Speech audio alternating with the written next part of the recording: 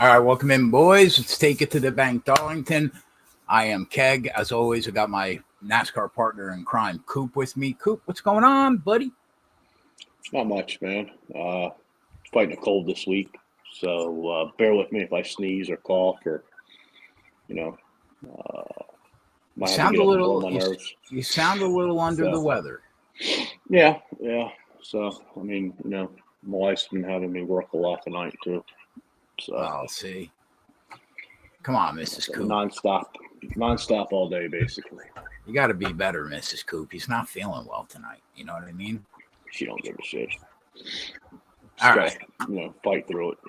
Recap of last week. We got our guts ripped out from that 45-1 we had on Chris Buescher. We had guys in the chat that had him at 70-1. Still can't believe the time differential in that race was 0.000. It's just unbelievable what happened. But we hit Larson. We hit him 5 times during the race. He was the last leg of a 23-1 parlay for me. Coop had Larson in a bunch of make the cut parlays, I think, and like Hendrick Golfers win. Golfers, all kinds of shit, man. Yeah. So Coop had a great week. All in all, solid week. I was just happy to get back to normal, man, and have a nice profitable weekend, which it was. It was a normal weekend finally after 8 fucking weeks. But yeah, so I can't complain. It was good. Hopefully we could build on that momentum. For me, I know you've been killing it lately. But for me anyway. But yeah, I was happy. I mean, what were your overall thoughts on the race? I mean, I think it's the best race they have in this car, minus maybe the Atlanta race and possibly Daytona or Talladega. I can't agree more, But bro. That Kansas racing has turned into something that's just different now. Right. Yeah. I mean, it's very good, and it's a shame they can't figure it out at some of these other tracks. Why I think the other thing too is like one of the goals of mine was not to bet as many drivers in this 1.5 mile format because you typically see a lot of different leaders, and I think I did well with that. Fortunately, I was set up well to enter the race, which helped out tremendously. But that's something I'm gonna try to continue moving on forward with. It's limiting my bets, and if it doesn't work, it doesn't work, and I don't lose as many units as possible. I hear you, buddy. I hear you. I mean, there's so many drivers in these 1.5-mile races that lead 15, 20 laps, but then they fall back, or it's really tough, man. Especially when the caution flags are flying. And I mean, like, not for nothing, but like, there are some cars that are out on the track right now that are just legit cheat codes. Like what Kyle Larson and Denny Hamlin have done on this format, it's fucking crazy. Marty, they 1.5 miles, they've been extremely good. Yeah, they've been last year and then in this year. Yeah, it's been unbelievable. And Marty's been obviously wicked fast. We'll get to Tyler Reddick later. I don't know what to make of last week. It was a fucking mystery to me. So Darlington, this is where we are this week. Tire wear might be dead in NASCAR, Coop, but it's back this week, baby. It's back, finally. We're at the track Too Tough to Tame, the Lady in Black, Darlington Raceway. Tire wear and the wall are king here. So what are your thoughts on the track? Are there any real comps to Darlington? Some people say Phoenix maybe because of the wear, but like where are you at? Nah, Darlington's its own unique track, just like most of their tracks are these most unique. They're their own unique track. But Darlington. I just wish it was like older days, though. they're going to split the stages either in half or in thirds. And, it's not going to be a huge advantage for the drivers that know how to are manage. very good with tires. So that's a little disappointing. There's still going to be some tire wear, definitely. And, it's still going to help, the drivers that are better managing tires, but not like it used to be when there wasn't any stages and, you didn't have as many tires to get and you had to, drive a little bit longer than what they're forced to drive right now. So, but yeah, pit crews are going to be huge this week because they're going to be coming down pit lane often.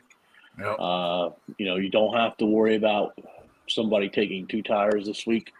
They're going to take 4 when they come. And, it really comes down to we have to look at who has good long run cars and then, who has some good short run speed too, because, you get down to the end, late might not restart. be able to make a bet. Yeah.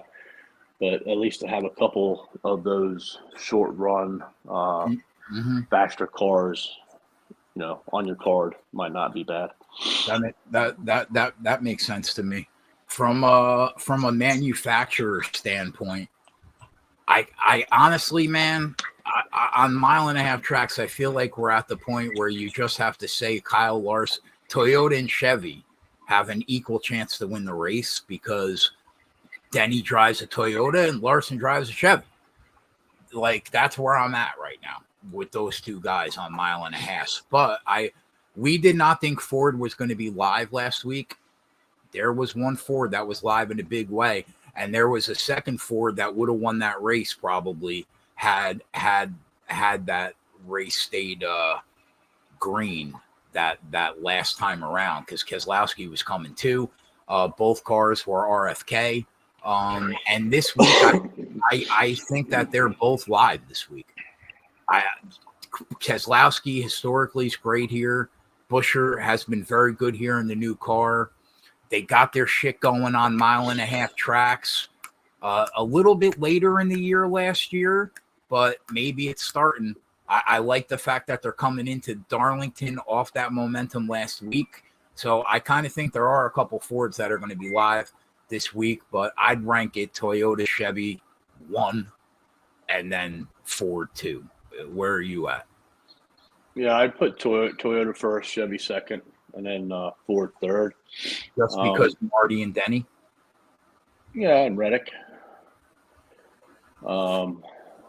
I think after Larson, it's a big drop off. Chastain's going to be good. I think Chastain will be good. Maybe. KP will be good this week, maybe. I think there are some that could be good. One thing with Ford we got to watch is, it was a night race, so cooler temperatures, and they did well. If you go back to last year at Darlington, the second race, where Keselowski and Buescher did well, it was a night race. And then if you go back to last year, where Ryan Blaney won, it was a night race. So I think, not all the Fords, but some of the Fords at least, probably run better when the temperatures are cooler. So, that's something to think about. And I mean, if you really look at it, when they've been day races, and, they really haven't done much whatsoever Ford-wise. So that's my thought on it for the 1.5 mile right now. All right, looking at the outright market, Larson and Denny are. I'm looking at that 365. Larson's 4-1. Denny is 425.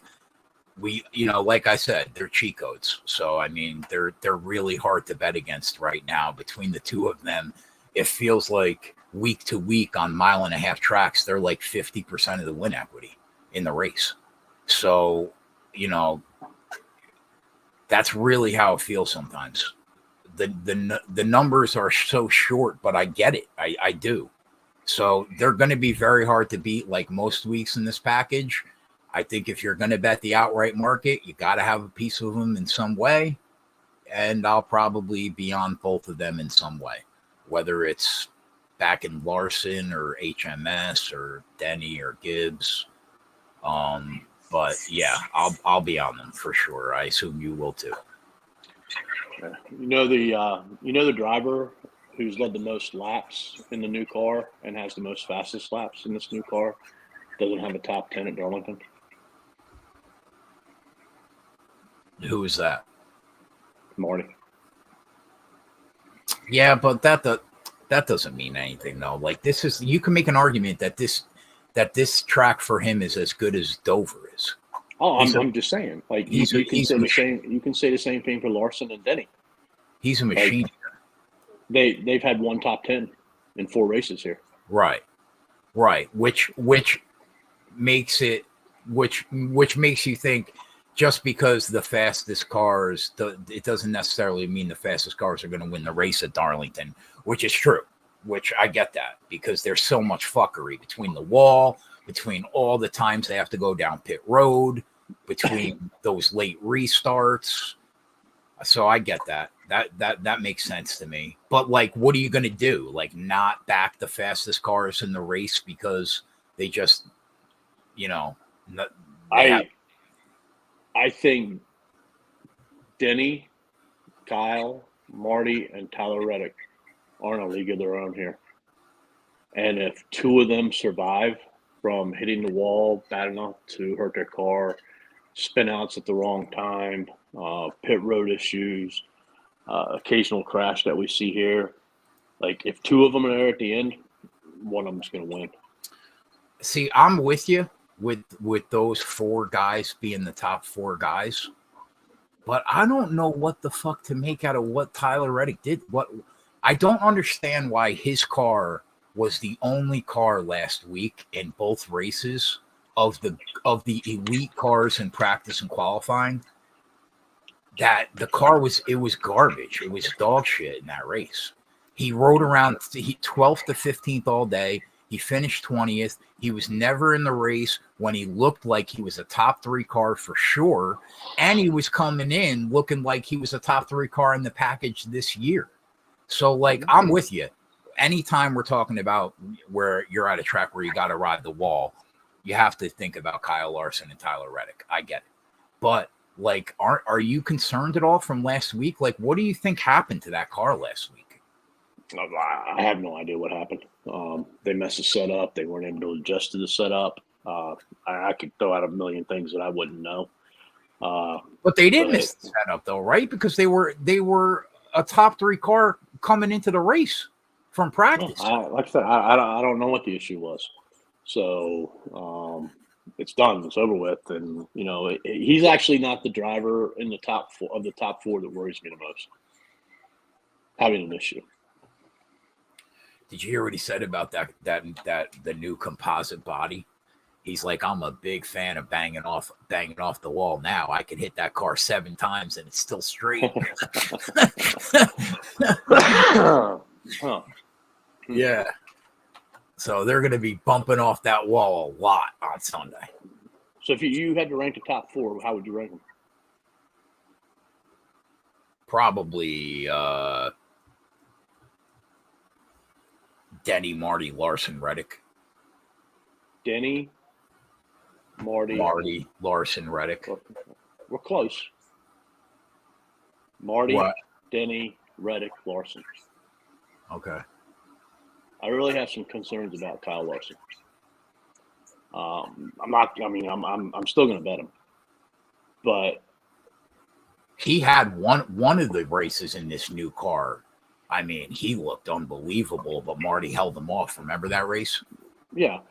My concern is, he lost Kansas last year because of tire wear on the right-hand side.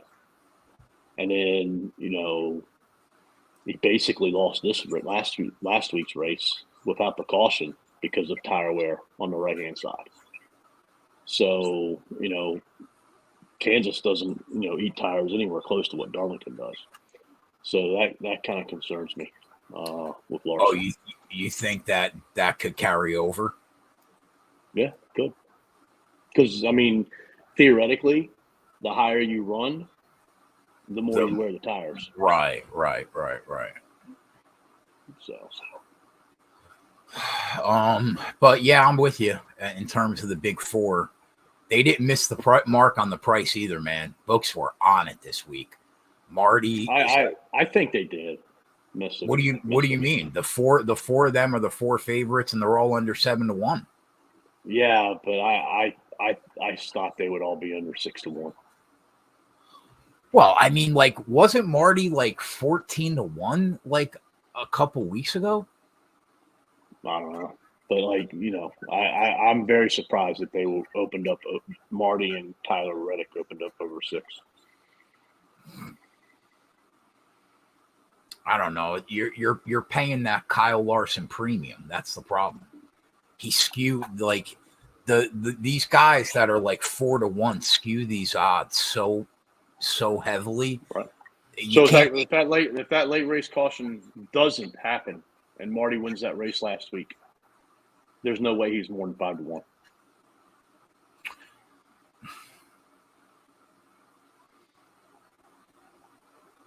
That logic tracks, but again, it's so hard. You can't make like 5 guys under 5-1 or 5. It's hard. It's so hard to do. But yeah, you're right. You're right. He wouldn't have opened up at 8-1 if he won last week for sure, because he opened up at 8-1. So you make an argument that Marty's out of the 4 drivers. Marty's been the best in a new car here. I don't disagree with that at all. So I'm with you.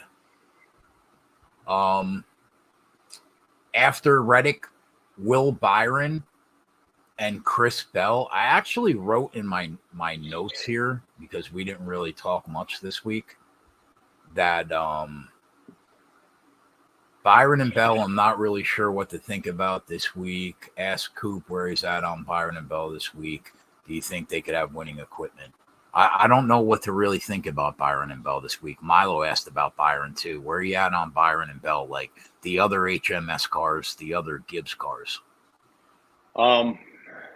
Like for me, after those 4, I have a 5th and a 6th. And then after that, throw them all in a pot. You can make a case for, Chris Bell being 7th or Chris Bell being 13th. So like one of those argument for Kyle Busch being 7th or 13th. So one of those, I assume one of those 2 cars has to be Chastain, right? Yeah, he's 6th for me. And who's the 5th car? Is it a Ford? No. Fuck you, Coop. All right, you got you hate on Ford way too much. Well, who? Let me think. Oh, I know who it is. Chase. Yep. Yeah, I'm with you, bro. 5 consecutive top 5s. Our boy is back. He's back. And he hasn't had the nuts yet, like just stone cold nuts, but he's back for sure. Not getting enough credit. Like, I don't know if Chase is back, but the team is back. Because if you look at his pit team, they're blowing everybody away. Everybody. Like, if his pit team performs like they've been performing all season this weekend, he's going to be in the top 5 just based upon the pit team. I don't care how bad the car is, because after every pit stop, he's going to be in the front, as long as he can hang up there. I'm with you, bro.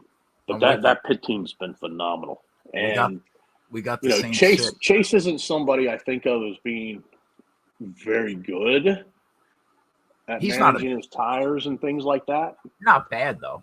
But he's gotten better, okay? He's gotten better. And, I just think Chase – I look at Chase this week being in that position of Willie B. last year. And being able to pick up,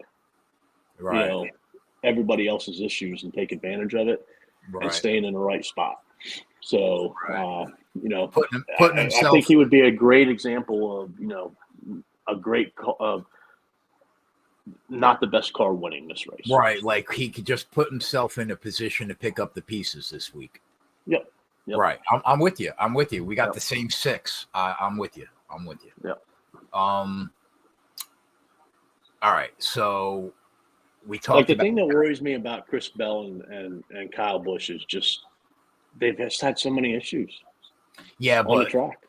Here's the thing, RCR has actually been pretty solid here in the new car, and we know how good of a driver Busch is at tracks like this where the driver matters more than normal.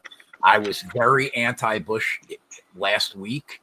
I'm not exactly anti-Busch this week. However, we're gonna know if he's worth even considering or not during practice and qualifying, because the only thing we know about him in this new car is that if he isn't fast and towards the top of the field, he has zero ability to drive through the field with how hard it is to pass in these new cars in general. So for me, I'm not against thinking that he could be in the mix this week, but if he's not up front and fast, he's a total pass and he's drawing dead.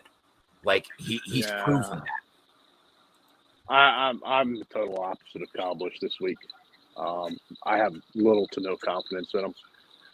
This is a race where, there's so many ways you can get yourself in trouble, whether you're hitting the wall, spinning out, in an accident, bad pit road, bad pit team.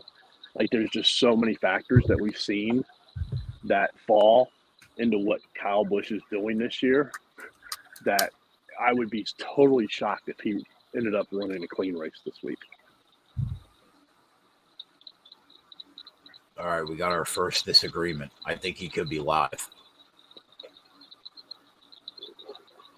So, that's my same thought on Chris Bell, too. Yeah, I don't really know what to think about Bell and Byron. I just know that there's a clear group of cars that I would bet before all the guys we just talked about. See, that's why, I don't know. I'm having a tough problem.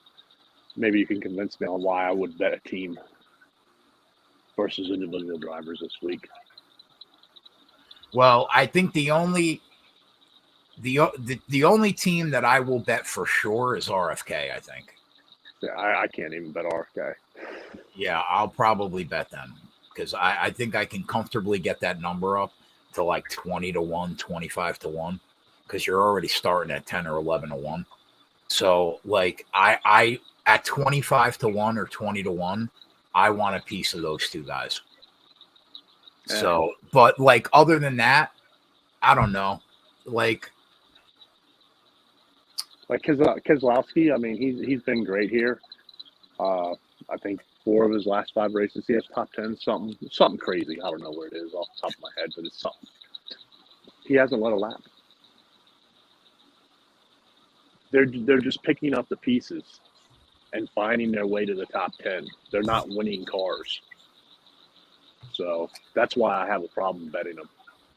Because but if you think the 4 drivers that are winning the race, that are at the top are the ones that are leading the laps here. And like I said, if 2 of them stay clean, I have a hard time finding somebody else who's going to beat one of those 2. Well, how many times in the next gen car have they stayed clean and won the race? Well, Reddick hasn't won. Denny's won. So 25%, I think. Marty won 1, right? No, I don't think so. Did he? I thought he held off Larson, didn't he, at Darlington in that new car? I don't know. You have to look. I have to look. Just go to Racing Reference and look at it real quick. Or driver averages, excuse me. Yeah. I'm actually there. Marty. No, I mean, he doesn't have a top 10 in a new car, so he hasn't won. No, 2020. He won in 2021. Right. Yeah. But yeah, I mean, but it's if you take those drivers away, who do you bet? It's a toss-up. Because Will Byron Denny hasn't won either. Yeah, he led 7 laps. Will Byron did. You know, Will Byron can't even beat cars in an Xfinity and truck car here. Yeah. I mean, so how's he going to beat those four? I don't know. I just have a hard time. And, you know, yeah, there's a lot of randomness. But, man, this is the third year. These four are going to be even better than what they were the first 2 years. I don't disagree. I mean, they're the classic field for sure. That's why, you know, for me, I'm probably just going to bet those four and bet the rest live. Because it's a wild goose chase on who, you know, do you take a Chastain? Do you take an Elliott? Do you take a Kyle Busch or, you know, Chastain's been the fastest guy at Darlington the last 2 spring races here. Mm-hmm. And he had top 5 speed here in the fall. I don't know how you don't back him at that number. Same way we backed him at Dover and he fucking sucked and he had the same stats. Yeah. Yeah. Until he fucking sticks it right in your ass. Yeah. I'll jump on him live. The only other driver I might bet would be Chase Elliott.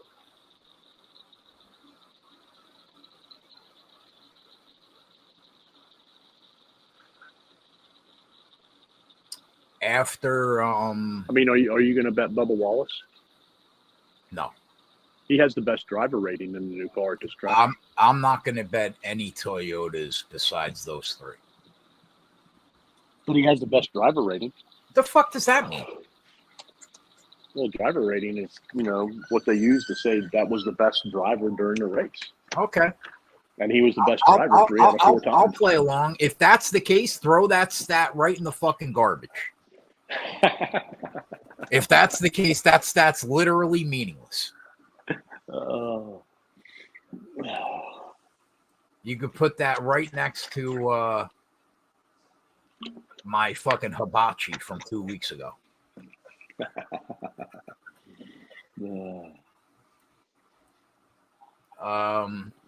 But yeah, I'm with you. Like looking at the board, anybody past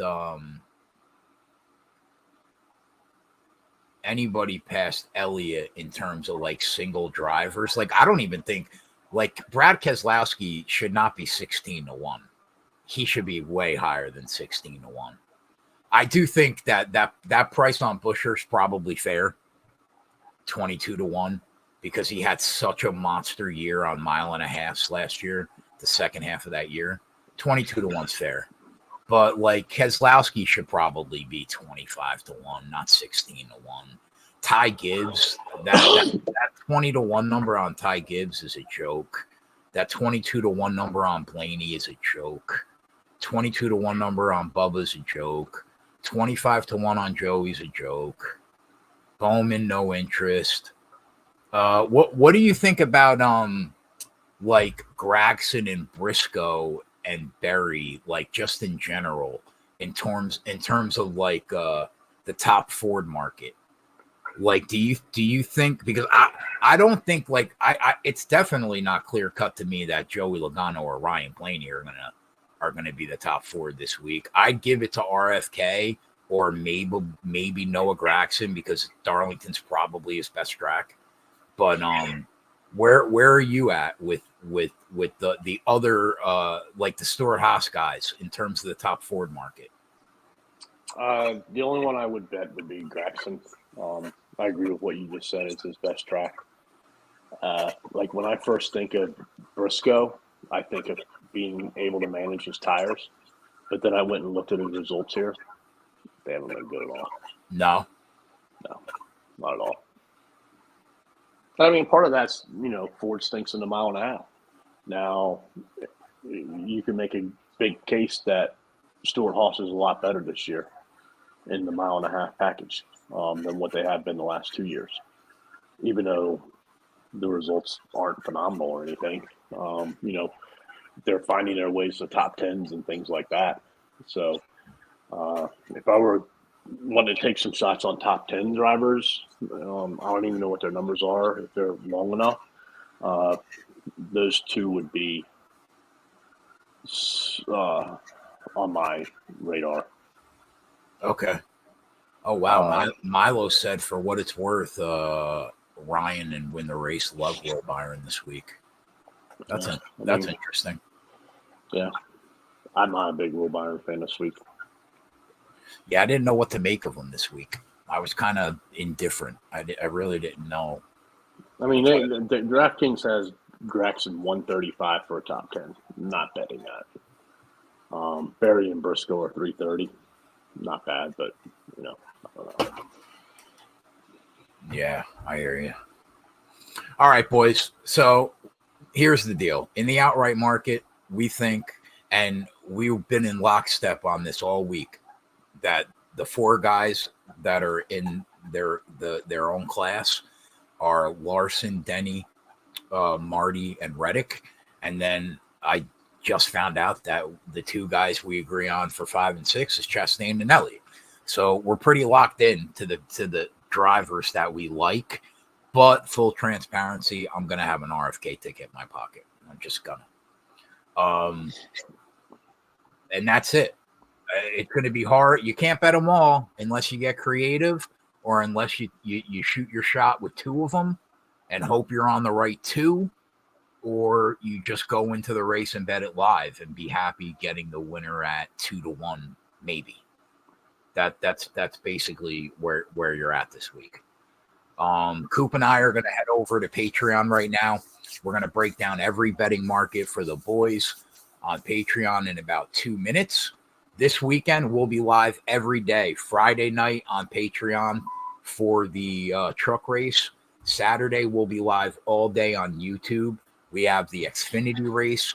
We have the entire UFC Fight Night card, the NBA and NHL playoffs. So we'll kick it off at 1:30 on Saturday on YouTube, and we'll be live till probably 11 o'clock at night. Sunday, we'll be live on Patreon for the cup race for the boys, and that's it. We're going to head over to Patreon, break down the rest of the betting markets for Coop. Keg. We'll see you this weekend. We're out later.